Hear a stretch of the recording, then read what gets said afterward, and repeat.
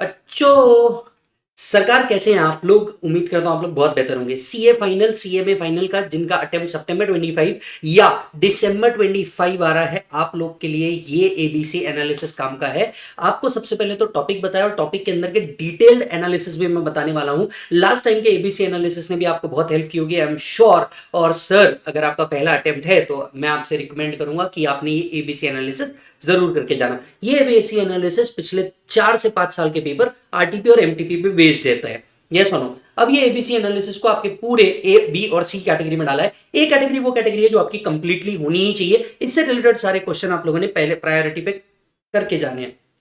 सबसे पहले आता है आपका चैप्टर बेसिक्स वाला पार्ट।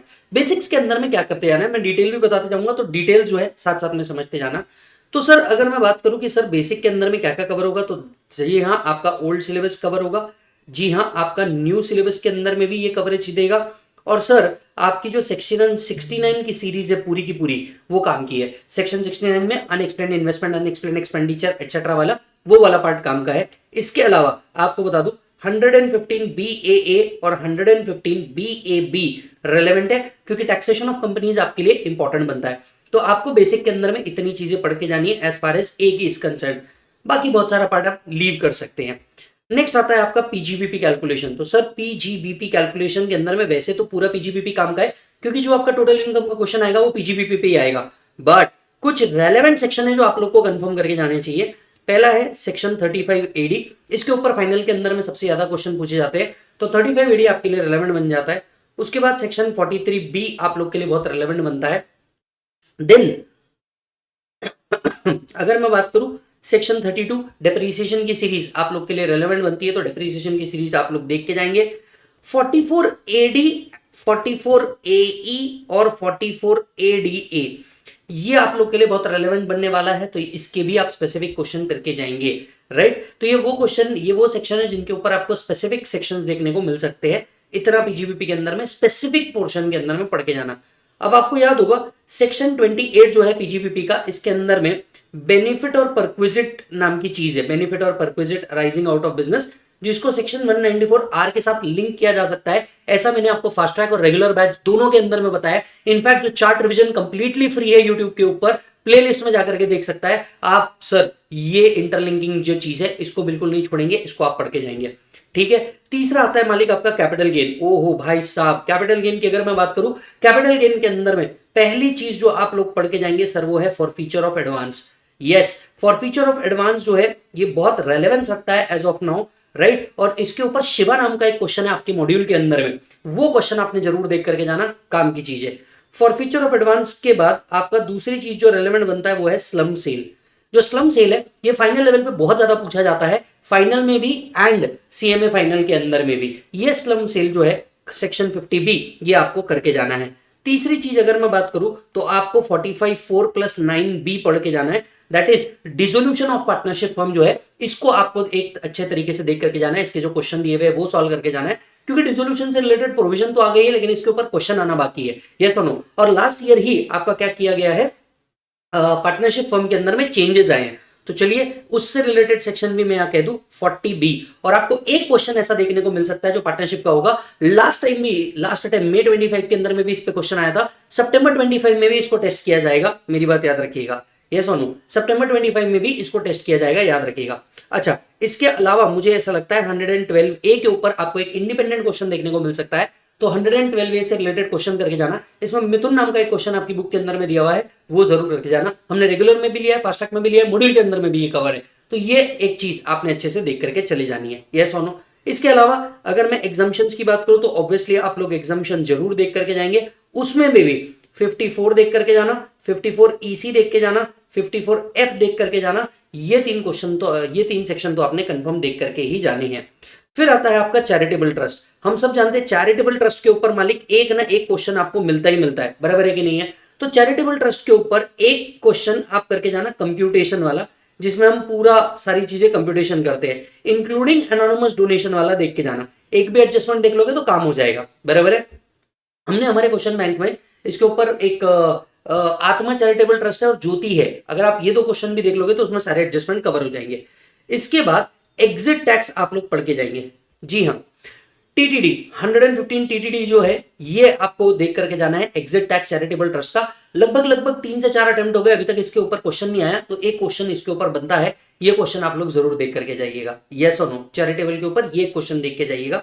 मुझे ऐसा लगता है एक 1023 के ऊपर आपको थ्योरी क्वेश्चन एक्सपेक्टेड हो सकता है। ऐसा रीजन मैं क्यों बोल रहा हूं, क्योंकि 1023 पूछने का उनके पास लास्ट मौका है। 1023 अब सिलेबस से निकाला जा रहा है, तो 1023 से रिलेटेड एक क्वेश्चन पूछा जा सकता है आपको, दैट टू इन थियरी पूछेंगे। तो आपको क्या करना है, चैरिटेबल ट्रस्ट के लिए 1023C जो है आपका, इसका आपको थ्योरी के जो क्वेश्चन है हमारे क्वेश्चन बैंक में भी कवर है, वो आपने एक बार कर लेना, राइट। चैरिटेबल के अंदर में वो देख के जाना। भाई साहब ट्रांसफर प्राइसिंग, ओ हो ट्रांसफर प्राइसिंग की अगर मैं बात करूं ना, मेरा पहला चॉइस इसके अंदर में रहेगा 92B। 92B जो आपका 30% ऑफ ईबीआईटी वाला क्राइटेरिया है, वो आपका इंटरेस्ट वाला प्रोविजन जो है वो आपको पूछा जा सकता है 92B 94B के अंदर में। अच्छा, इसके साथ साथ आपको सेफ हार्बर आया था वो डायमंड के लिए। डायमंड के लिए जो सेफ हार्बर वाला प्रोविजन आया है वो आपको करके जाना है अमेंडमेंट के अंदर में। अगर आपने अमेंडमेंट नहीं देखा है तो मैंने अमेंडमेंट पूरा का पूरा डाल दिया है, राइट। आप अमेंडमेंट लेक्चर सर्च कीजिए, उसके अंदर में ये सेफ हार्बर एक्सप्लेन्ड है, इसके ऊपर आपको क्वेश्चन एक्सपेक्टेड हो सकता है। यस और नो, राइट। अच्छा जी सर, यहां पे ये 94B है, मैं इसे 92B लिख रहा हूं, ये 94B है। अच्छा, इसके अलावा आपको क्या हो सकता है सर, रोल बैक के ऊपर एक क्वेश्चन आ सकता है। मैं एक्सपेक्ट करके चल रहा हूं कि रोल बैक के ऊपर क्वेश्चन आएगा, और अगर कंप्यूटेशन के ऊपर क्वेश्चन आता है, मान के चलो कंप्यूटेशन के ऊपर क्वेश्चन आएगा, तो दो मेथड आपको सबसे ज्यादा आएगा। एक आपका आएगा आपका कॉस्ट प्लस मेथड, जिसके ऊपर पहली प्रायोरिटी पे मुझे लगता है क्वेश्चन आ सकता है, और दूसरा आपका आता है वो जो अपना बेसिक माला है कंपेरेटिव एनालिसिस वाला, कंपेरेटिव मेथड, जो आपका कंपेरेटिव मेथड होता है वो इसके अंदर में पूछा जा सकता है। यस और नो। नेक्स्ट अगर हम बात करें कि सर डीटीडब्ल्यू के अंदर में क्या पूछा जा सकता है, अब देखो डीटीडब्ल्यू ना, मैं पिछले दो एमटीपी और आरटीपी देख रहा था, दोनों एमटीपी आरटीपी के अंदर में डीटीडब्ल्यू का क्वेश्चन है, लेकिन पिछले 2-3 अटेम्प्ट हो गए, डीटीडब्ल्यू के ऊपर कोई स्पेसिफिक क्वेश्चन नहीं है। तो मैं कहूंगा डीटीडब्ल्यू के ना क्वेश्चंस देख करके जाना, आप लोग क्वेश्चंस देख करके जाना। और क्वेश्चंस कहां से देख करके जाना मैं आपको वो भी बता देता हूं। आपने डीटीडब्ल्यू के सीधे क्वेश्चंस देख करके जाना है, और ये क्वेश्चंस ना जो आरटीपी और एमटीपी में आए हुए ना, ये जितने क्वेश्चन आए हैं डीटीडब्ल्यू पे वो सारे स्पेसिफिक सॉल्व करके चल जाना, बस पुराने वाले कहीं से मत करना, आरटीपी एमटीपी वाले जो है वो करके चल जाना। वैसे इसका कंपाइलेशन अपने क्वेश्चन बैंक के अंदर में भी है, वो भी कर लोगे तो काम हो जाएगा, राइट। पर रिसेंट आरटीपी एमटीपी में जो होंगे वो करके जाना, मुझे एक्सपेक्टेड है कि यहां आपको एक क्वेश्चन देखने को मिल सकता है। फिर आता है आपका एनआर टैक्सेशन। भाई साहब एनआर टैक्सेशन, एनआर टैक्सेशन के अंदर में सर क्या क्या पूछा जा सकता है। एनआर टैक्सेशन के अंदर में मुझे ऐसा लगता है कि आपको एनआर स्पोर्ट्समैन से रिलेटेड प्रोविजन पूछ सकते, एयरलाइन कंपनी से रिलेटेड प्रोविजन जो आता है, पीजीबीपी कंप्यूट करने का जो प्रोविजन होता है वो पूछा जा सकता है, एयरलाइन से रिलेटेड स्पेसिफिकली मुझे ऐसा लगता है पूछा जा सकता है। इसके अलावा 115AB का प्रोविजन पूछा जा सकता है अलॉन्ग विद टीडीएस। तो यहां पे हमने एनआर का चार्ट रिवीजन बहुत अच्छे से किया था, एनआर का चार्ट रिवीजन देख लोगे तो कौन से सेक्शन को किस सेक्शन के साथ इंटरलिंक करना है वो बहुत अच्छे से बताया है, वो एक बार देख लेना, राइट। मेरे को ऐसा लगता है एनआर के केस में एयरलाइन हो गया, शिपिंग बिजनेस हो गया, right, leasing of aircraft and helicopter. तो leasing of aircraft and helicopter जो है ये अमेंडमेंट वाला पोर्शन है, ये एक बार अच्छे से देख करके जाना, कौन सा वाला पार्ट एग्जाम, कौन सा वाला पार्ट टैक्सेबल। यस। इसके बाद हम लोगों ने बात करी थी असेसमेंट प्रोसीजर की। भाई जी असेसमेंट प्रोसीजर की अगर मैं बात करूं, असेसमेंट प्रोसीजर के अंदर में पहला 147 से लेके 153 तक की जो सीरीज है, ये सीरीज बहुत अच्छे से पढ़ के जाना है, क्वेश्चन इसी के ऊपर फ्रेम होगा। तो 147 से लेके 153 का जो सीरीज है, ये पूरा सीरीज बहुत अच्छे से देख करके जाना, राइट। क्योंकि अब क्या डिफरेंस है, assessment in case of search and seizure बदल गया है, तो आपको 147 से 153 का जो क्वेश्चन है वो एक आपको एक्सपेक्टेड देखने को मिल सकता है। इसके अलावा स्पेशल ऑडिट जो है ये आपको पूछा जा सकता है, मुझे ऐसा लगता है, क्योंकि ये एग्जामिनर का फेवरेट क्वेश्चन रहा है, तो भाई साहब ये कवर हो सकता है असेसमेंट प्रोसीजर के अंदर में। इसके बाद में हम जाते हैं सर्च एंड सीजर के ऊपर। भाई साहब सर्च एंड सीजर की अगर मैं बात करूं, सर्च एंड सीजर के अंदर में आपको क्या क्या पढ़ना है। पहला 132B पढ़िएगा। 132B क्या है, सर्च एंड सीजर में जब असेट सीज कर लिए जाते हैं तो उसको रिलीज किस तरीके से किया जाएगा। तो रिलीज के ऊपर के जो क्वेश्चन है ये सबसे ज्यादा इस चैप्टर में पूछे गए हैं, पास्ट में हो सकता है ये रिपीट हो जाए, पर मुझे जो लग रहा है ना, सर्च एंड सीजर के असेसमेंट प्रोसीजर की नई प्रोसेस आई है। ये पूरी प्रोसेस को अगर टाइम नहीं है तो चार्ट रिवीजन के अंदर में देख लेना, चार्ट रिवीजन में डाला है, सीए विजय साडा final chart revision topic wise सारे करे हुए हैं, उसके अंदर में देख लेना। अच्छा, सर्च एंड सीजर के अंदर में एक और चीज है, आपका 131 पावर जो है, इसके ऊपर एक क्वेश्चन में मेरे को ऐसा लगता है बन सकता है, क्योंकि ये जो पावर है ये मल्टीपल जगह पे रिपीट होता है। तो मुझे ऐसा लगता है 132 बी आपको पूछा जा सकता है, इससे रिलेटेड जो नया असेसमेंट प्रोसीजर है वो पूछा जा सकता है, इसकी प्रायोरिटी पहली प्रायोरिटी है, राइट। क्योंकि देख, तेरे को पढ़ना अगर सिलेक्टिव पढ़ना है तो ये तेरे को पढ़ के जाना है। फिर आता है भाई साहब गार, ओ हो। अब देखो, लास्ट अटेम्प्ट के अंदर में गार के ऊपर जो क्वेश्चन आया था ना, इन्होंने मॉड्यूल के अंदर में एक एफएक्यू दिया है गार से रिलेटेड पूरा, मुझे ऐसा लगता है वो एफएक्यू आपने पढ़ के जाना। दूसरा, लास्ट 2 आरटीपी और एमटीपी के अंदर में ना गार के क्वेश्चंस भी आ रहे हैं, तो आपने स्पेसिफिकली गार अगर पढ़ के जाना है तो वो जो पूरा एफएक्यू है ना, question answer question answer question answer पढ़ के जाओ, एज इट इज 4 मार्क का उधर से ही आ जाएगा, क्योंकि गार के क्वेश्चन आ ही वहीं से रहे हैं। फर्दर 2 आरटीपी और एमटीपी जो लास्ट अगर आप देखोगे, जो आपके सितंबर के लिए इशू हुआ है और जो इसके पहले के लिए इशू हुआ है, राइट, आपको क्या करना है, बस उसके गार से रिलेटेड प्रोविजन जो है वो देख करके जाना, आपका काम हो जाएगा।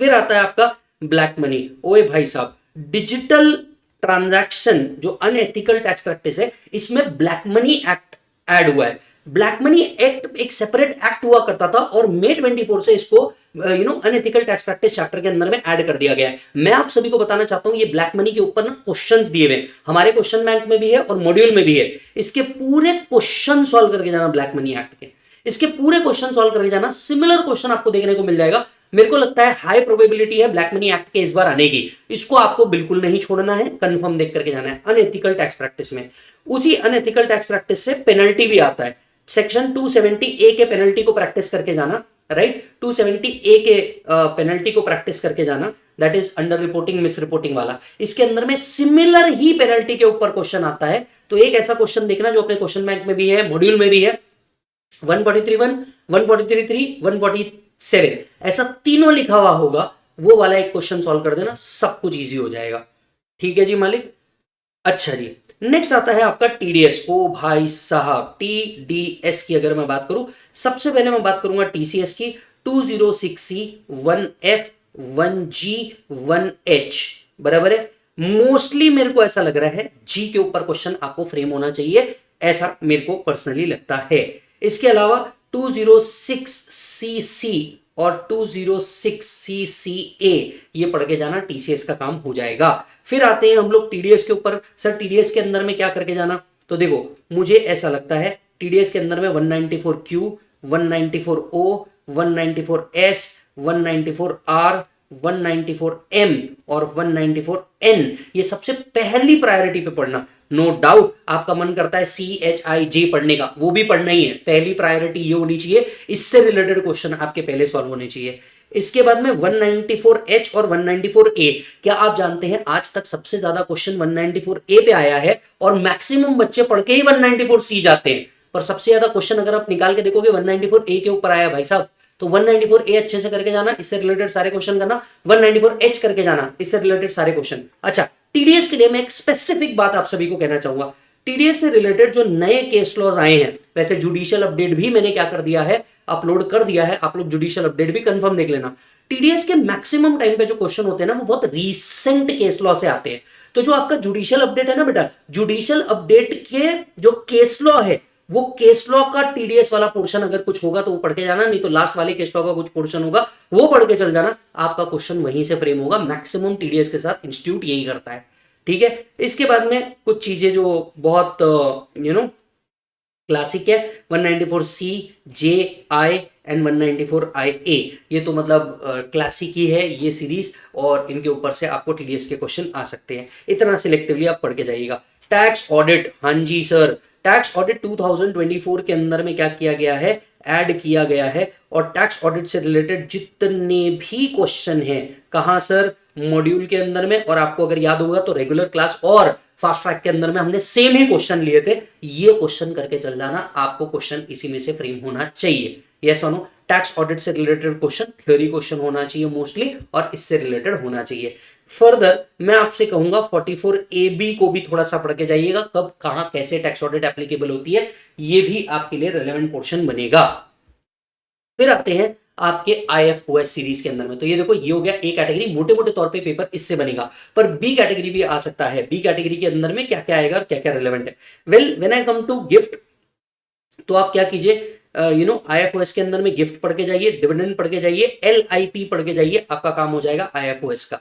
इसके बाद आता है डिडक्शन। सर डिडक्शन में 80 JJAA, 80 C, 80 D और 80 M, ये वो सेक्शन है जो आपको पढ़ के जाने चाहिए प्रायोरिटी पे, और इसके क्वेश्चन सॉल्व करके जाने चाहिए, क्योंकि मोस्टली जो टोटल इनकम के क्वेश्चन आते हैं उसके अंदर में भी इसकी एडजस्टमेंट आती है।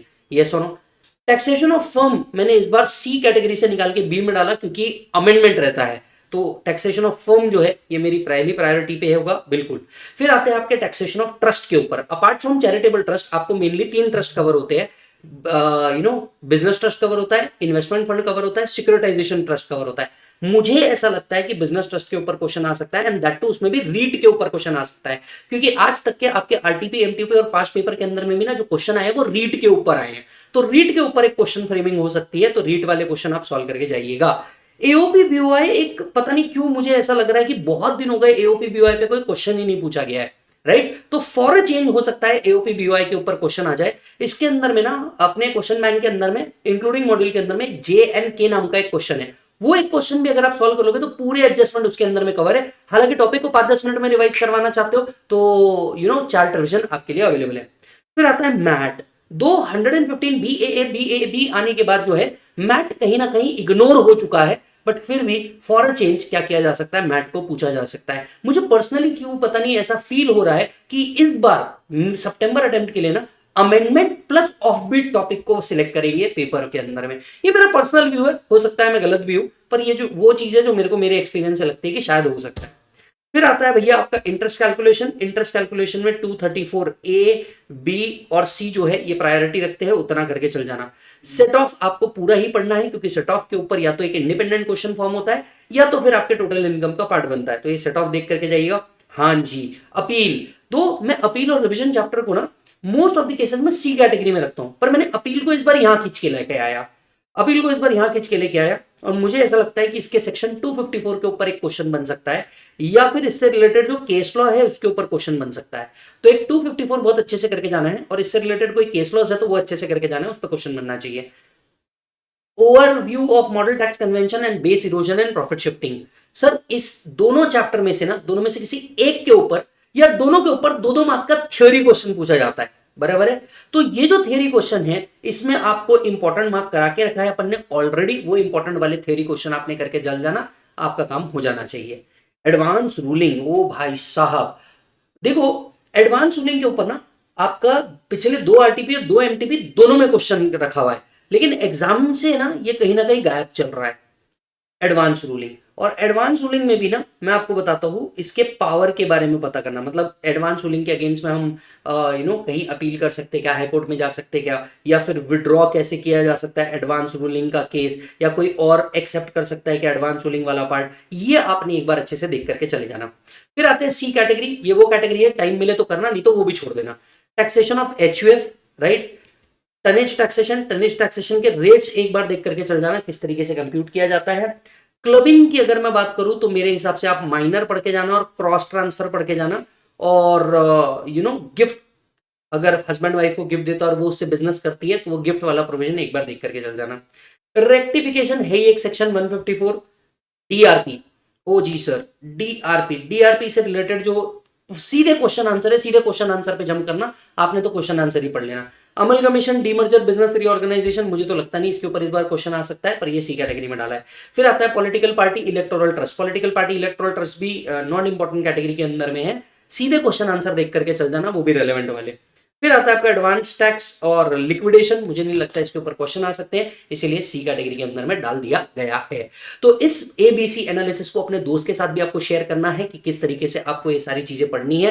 टोटल इनकम के क्वेश्चन आप जैसे जैसे, अगर आपने सिलेबस कंप्लीट कर लिया तो आप टोटल इनकम के क्वेश्चन थोड़ा सा सॉल्व कीजिए, गलत ही सही पर आप थोड़ा सा ट्राई कीजिए उसको ASAP जल्दी से जल्दी सॉल्व करने का, ताकि आपको क्या मिल जाए, बेनिफिट मिल जाए। अपने दोस्तों के साथ ये ABC एनालिसिस जरूर शेयर करना। जुडिशियल अपडेट ऑलरेडी अपने अपलोड कर दिया है, चेक कर लीजिए जुडिशियल अपडेट के नाम से। स्टैट्यूटरी अपडेट ऑलरेडी सितंबर वालों के लिए कर दिया है, एक बार वो भी चेक कर लीजिए।